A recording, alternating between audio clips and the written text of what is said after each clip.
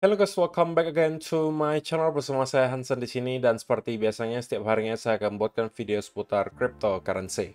Apa kabar kalian hari ini semuanya? Semoga dalam keadaan yang baik-baik saja. Teman-teman, kita melihat Bitcoin masih mencoba untuk dapat mempertahankan momentum bullishnya setelah kemarin kita melihat Bitcoin berhasil breakout dari symmetrical triangle-nya. Dan kemarin kita sempat menyentuh ke area kurang lebih 59.000 sebelum pada akhirnya mendapatkan rejection dan sekarang berada di area range 57.800-an. Nah, kita bakalan bahas kira-kira in terms of price action apa yang sedang terjadi, diikuti juga apa yang sedang terjadi di belakang layar yang tidak kalah penting juga untuk kita address. So, stay tune terus sampai akhir video. Nah, sekarang kita bakal mulai dari CoinMarketCap terlebih dahulu. Per hari ini secara global market cap crypto berada di angka 2,13 triliun dolar atau turun sekitar 1,69%. Dari top 10 coin sendiri kita juga melihat keadaannya sebenarnya mix. Sebagian ada yang hijau, ada juga yang merah, walaupun kenaikan dan penurunannya rata-rata nggak signifikan. Hanya 0, sekian persen hingga kurang lebih 2%. Dan yang menjadi top performer hari ini adalah Cardano dengan kenaikan 2,44% ke 0,3916 dolar. So, itu adalah outlook sementara dari beberapa top coin yang ada. Sekarang kita langsung aja masuk ke beberapa data dan berita terbaru hari ini. Yang pertama, teman-teman, perlu saya ingatkan kembali bahwa malam hari ini kita akan kedatangan salah satu data yang menurut saya paling penting untuk minggu ini dari Amerika Serikat, yaitu adalah data core inflation rate dan juga inflation rate year on year. Diikuti juga ada continuing jobless claim dan juga initial jobless claim. So, berbagai data inflasi dan juga tingkat pengangguran dari Amerika Serikat bakalan kita lihat di rilis malam hari ini pukul 19.30 waktu Indonesia Barat. Nah, untuk core inflation rate-nya sendiri diekspektasikan mengalami tidak mengalami perubahan, artinya masih stay di angka 3,4%, sedangkan untuk inflation rate-nya diekspektasikan mengalami penurunan dari 3,3% menjadi 3,1, alias ada penurunan 0,2%. Nah, jika memang kita melihat data yang keluar nanti sesuai dengan ekspektasi, maka itu mungkin bisa menjadi sebuah suntikan sentimen positif lagi untuk market. Lebih idealnya lagi, teman-teman, kalau misalnya kita melihat kedua data ini mengalami penurunan, alias core dan juga inflation rate-nya, itu keduanya mengalami penurunan, tidak hanya inflation rate-nya. Nah, perlu teman-teman ketahui bahwa untuk sementara sekarang market itu pricing in September ini the Fed bakalan melakukan rate cuts. Didasari oleh beberapa data selama 1-2 bulan terakhir yang menunjukkan progresnya sudah mendekati yang dikehendaki oleh the Fed, di mana unemployment rate itu terus mengalami peningkatan, sedangkan data inflasi terus mengalami penurunan. Tetapi, kalau misalnya hari ini kita melihat data inflasi justru mengalami peningkatan, gitu ya, maka itu tentunya bukan berita baik untuk market karena berarti chance bahwa the Fed akan melakukan rate cuts di bulan September kembali menurun. Dan itu mungkin bisa menciptakan semacam selling pressure baik di stock market Amerika Serikat, gold maupun Bitcoin. Tapi mudah-mudahan kita melihat data inflasi itu mengalami penurunan sehingga itu memperbesar chance lagi bahwa bulan September ini kita bisa melihat the Fed untuk kemudian memutuskan melakukan rate cuts. Pukul 19.30 waktu Indonesia Barat malam hari ini, kita kemungkinan bakalan melihat volatility. Itu yang pertama.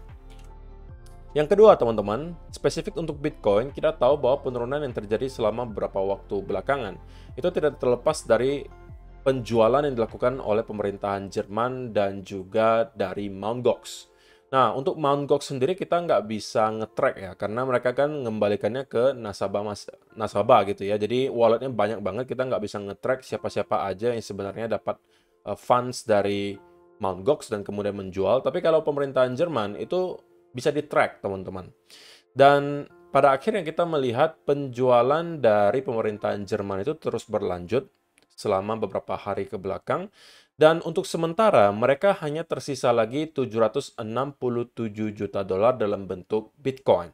Jadi sudah kurang lebih 76% dari total Bitcoin yang mereka punya itu telah dijual, teman-teman. Jadi itu merupakan sebuah berita baik, sekali lagi karena selling pressure yang datang selama beberapa waktu terakhir itu andilnya cukup besar dari pemerintahan Jerman. Sehingga kalau misalnya pemerintahan Jerman sudah tidak lagi menjual, atau Bitcoin-nya sudah habis katakanlah untuk dijual, maka itu bisa menjadi satu hal yang kemudian sangat positif untuk Bitcoin, karena berarti satu sumber selling pressure telah hilang.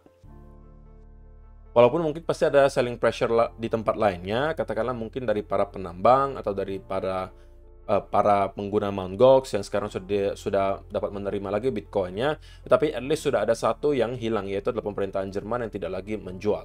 Kita harus ingat juga bahwa demand dari spot Bitcoin ETF dalam beberapa waktu ke belakang itu juga terlihat cukup masif, teman-teman.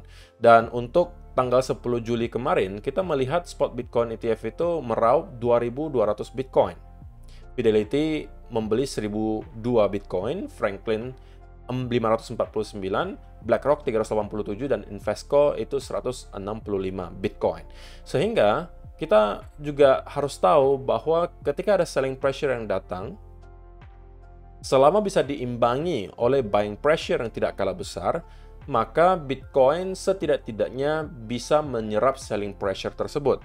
Dan ketika selling pressure-nya telah usai, dan demand-nya terus ada, yang kita harapkan tentunya terjadi seperti itu, cepat atau lambat harusnya Bitcoin bakalan kembali merangkak naik ke atas harganya. Jadi untuk sementara, kalau misalnya kita perhatikan secara data, teman-teman, maka kita bisa simpulkan pergerakan yang terjadi di Bitcoin selama beberapa waktu terakhir itu terlihat tertekan karena memang selling pressure-nya cukup besar. Tapi di sisi lain kita perlu tahu bahwa walaupun ada sisi selling pressure yang besar, tapi demand-nya juga tidak kalah besar. Sehingga itu berita baik, kita bisa menyerap selling pressure-nya. Dan kalau misalnya nanti sudah selling pressure-nya hilang, dan demand-nya terus ada, itu bisa membuat Bitcoin kemudian kembali melanjutkan uptrend-nya. Apakah itu akan terjadi dalam waktu singkat? Who knows? Tapi kalaupun misalnya kita tetap melihat ada selling pressure yang besar selama beberapa waktu ke depan, saya expect akhir tahun ini tetap akan menjadi mungkin kuartal yang baik lah untuk Bitcoin. Kuartal 4 tahun 2024 ini. Gitu ya. Jadi itu adalah yang kedua, teman-teman. Bahwa untuk sementara kita melihat Bitcoin cenderung sideways ya, dikarenakan selling pressure dan buying pressure itu masih sama-sama cukup besar. Jadi tidak ada salah satu yang bisa terlalu mendominasi gitu ya. Dan yang berikutnya, teman-teman, perlu saya ingatkan kembali bahwa setelah nanti ada berbagai FUD yang telah kita lewati selama 1 bulan terakhir, kita telah melewati FUD soal pemerintahan Jerman yang menjual, Mt. Gox yang mengembalikan Bitcoin-nya kepada para penggunanya, itu cepat atau lambat akan kita lupakan, teman-teman. Yang biasanya akan menjadi faktor penggerak harga itu adalah rumor yang akan datang. Nah, rumor yang akan datang untuk sementara rata-rata terlihat positif, teman-teman. Setelah kemarin kita tahu bahwa ada rumor FTX bakalan mengembalikan 11,11 billion dolar, kalau saya ingat saya, 11 billion dolar ke para penggunanya. Itu tentunya akan menjadi sebuah hal yang sangat positif. Itu rumor yang pertama yang positif. Ada cash 11 billion dolar yang bisa kembali masuk ke market. Yang kedua, teman-teman, adalah soal rate cuts. Dimana itu historically, rumor soal rate cuts ketika menguat, itu adalah berita baik juga untuk market. Nah, yang ketiga, sekarang pertarungan presidensial di Amerika Serikat itu tidak terlepas dari Bitcoin juga. Karena kita tahu di Amerika Serikat banyak sekali investor cryptocurrency. Dan Donald Trump dalam beberapa waktu belakangan itu menjadi salah satu kandidat yang terlihat pro terhadap cryptocurrency. Bahkan dia bakalan menjadi salah satu pembicara di event Bitcoin 2024 di Nashville tanggal 25 sampai tanggal 27 Juli nanti. Bayangkan, seorang calon presiden Amerika Serikat yang berpotensi besar menjadi seorang pemenang, itu sekarang pro terhadap Bitcoin dan akan berbicara di salah satu event terbesar Bitcoin. Apalagi yang membuat kalian ragu, teman-teman? Saya tidak tahu. Kalau misalnya masih ada dari kalian yang beranggapan bahwa Bitcoin itu adalah sesuatu yang aneh, yang tidak jelas asal-usulnya, scam, dan lain seterusnya, kalian mungkin boleh kasih komentar di bawah. Apa alasan yang masih mendasari kalian mempunyai pemikiran seperti itu? Kalau saya secara pribadi, tentunya saya sangat pro terhadap Bitcoin. Teman-teman harusnya sudah tahu. Dan juga saya rasa Bitcoin adalah salah satu aset salah satu aset di generasi kita yang performanya itu bakalan jauh melebihi aset-aset kelas lainnya. Karena untuk pertama kalinya dalam sejarah kita bisa melihat ada sebuah aset yang supply-nya tidak bisa ditambahkan. Mau segreedy apapun seseorang, tidak akan dia bisa mengganti program yang sudah dibuat. Sampai kapanpun Bitcoin bakalan 21 juta koin. Oke, sedangkan demand sekarang itu datang dari berbagai arah. Teori yang sangat simpel, sekali lagi supply dan demand. Ketika demand terus ada dan supply terus menurun, maka yang harus terjadi adalah harganya terapresiasi.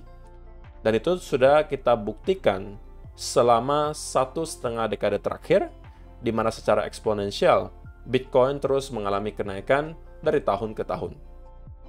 Walaupun sesekali kita mendapatkan ada bear market, tetapi untuk orang-orang yang telah setidaknya hold Bitcoin selama 4 tahun, itu belum pernah ada sejarahnya berada dalam keadaan loss. Itu faktanya sampai sekarang. Datanya ada. Orang yang sudah nge-hold Bitcoin minimal 4 tahun, tidak ada satupun yang loss.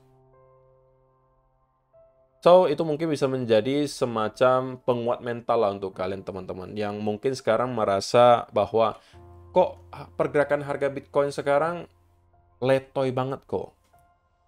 Kita cuma sideways, bosen kok, dan lain seterusnya. Sekali lagi teman-teman, ini adalah bagian dari perjalanan, oke? Kalian tidak bisa expect bahwa bull market itu selalu hanya soal kenaikan. Kadang-kala kita perlu yang namanya koreksi. Seperti ini, ya kan? Seperti ini, seperti ini, seperti ini. Koreksinya bisa bertahan hanya misalnya 1 bulan, bisa 2 bulan, bisa berbulan-bulan. Terlebih lagi kita harus tahu teman-teman bahwa sekarang market cap Bitcoin bukan lagi 100 juta dolar atau 50 juta dolar atau bahkan 1 billion dollar.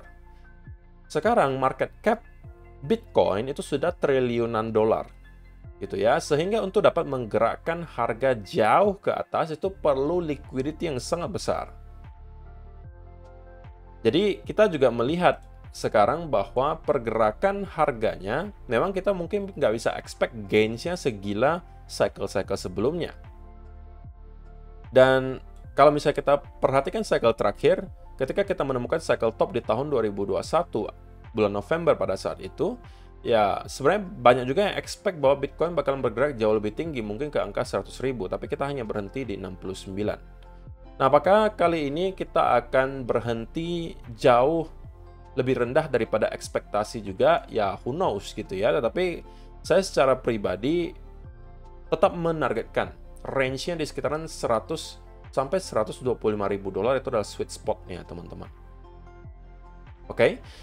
Jadi itu adalah untuk gambaran time frame besarnya gitu ya. Nah, kalau kita lihat di time frame kecil, di 4-hour chart, apa yang sedang terjadi? Ya sebenarnya kita melihat kemarin breakout terjadi, kita sempat menyentuh ke area 59.400 dan kemudian kita mendapatkan semacam selling pressure dari sana. Tetapi untuk sementara kita masih tetap mampu bertahan di atas upper trend line dari symmetrical triangle ini, teman-teman. Sehingga yang saya lihat sekarang itu masih adalah sebuah hal yang wajar, yaitu adalah sebuah breakout dan juga retest. Dan saya masih cukup meyakini bahwa kita masih setidaknya akan mencoba nge-retest ke area 60.000 dolar, teman-teman. Yang mudah-mudahan mampu kita break. Karena kalau tidak dan kita langsung mendapatkan rejection besar lagi dari sana, terlebih lagi kalau kita nanti mampu breakdown dari area lower trendline di sini, itu bisa memberikan clue bahwa kita masih belum menyelesaikan koreksi dari bulan berapa nih teman-teman? Bulan Juni kemarin, oke? Nah, kita kemungkinan masih akan membentuk lower low baru, mungkin di sekitaran area 50 sampai 52.000 yang akan menjadi area major support berikutnya. Oke, tetapi kalau kita berhasil untuk reclaim di atas area 60.000 dan start untuk mendapatkan konsolidasi, ideally konsolidasinya di area range 63 sampai 61.000, maka itu adalah berarti clue dari market bahwa kita sepertinya telah menyelesaikan koreksi di sini dan bersiap untuk kembali reverse. Setidak-tidaknya ke sekitaran area 66 sampai 67.000. Dan kalau itu mampu kita break, kita akan kembali ke area all time high atau bahkan break ke area all time high yang baru menuju ke fase price discovery. Jadi intinya teman-teman, selama area trendline ini masih mampu kita hold, maka untuk bias saya secara pribadi itu masih akan bullish. Nah, saya akan flip ke arah bearish apabila senario ini terinvalidasi. Senario di mana kita breakout dan juga retest. Caranya bagaimana untuk menginvalidasi hal tersebut adalah jika kita berhasil break. Kalau saya pribadi akan jadikan ini sebagai invalidasi jika kita sudah break di bawah 56.600, teman-teman. Kenapa? Karena area tersebut sekaligus merupakan area major support di time frame kecil ya. Di 1 hour kalau kita perhatikan, sebelumnya merupakan support, resistance, support, resistance, dan kita juga berpotensi menjadikan area ini lagi sebagai support. Nah, kalau misalnya kedua hal tersebut adalah kita lakukan, kita reclaim di bawah area trendline dan juga broke di bawah 56.600, maka saya mengatakan bahwa ini telah terinvalidasi breakout dan juga retestnya. Dan kita bisa expect Bitcoin untuk setidaknya kembali ke area lower trend line yang kalau tidak mampu kita hold, maka kita harus expect bahwa Bitcoin bakalan kembali ke area low terakhir di 53.500 atau bahkan kita bisa break dan jebol ke area lower low yang baru menuju ke 50 sampai 52.000 dolar. So, semoga penjelasannya cukup jelas ya teman-teman. Intinya adalah selama area trendline ini mampu kita hold, bias saya masih tetap akan bullish, sekalipun kita mendapatkan lagi konsolidasi yang lebih berkepanjangan dari sini. Tapi selama kita di atas area trendline tersebut, maka breakout dan retestnya menurut saya masih valid. Dan kemungkinan pergerakan besarnya nanti akan kita lihat ditentukan oleh data inflasi yang bakalan kita lihat nanti malam pukul 19.30 waktu Indonesia Barat. So, itu aja untuk video hari ini, teman-teman. Terima kasih untuk kalian yang telah menonton sampai selesai. Semoga bermanfaat video hari ini. See you in the next video. Bye-bye.